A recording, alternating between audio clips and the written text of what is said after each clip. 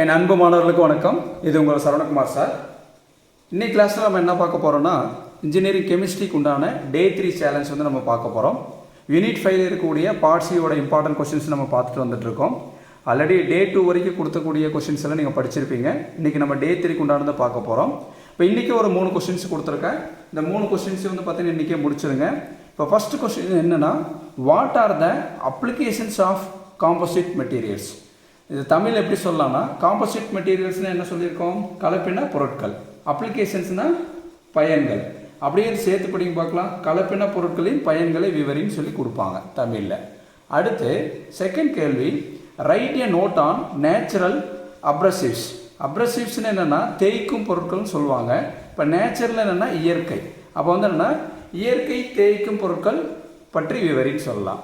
அதே மாதிரி அப்ரசிவ்ஸில் 2 டைப் இருக்குது. ஒன்று நேச்சுரல், இன்னொன்று வந்து ஆர்டிஃபிஷியல்.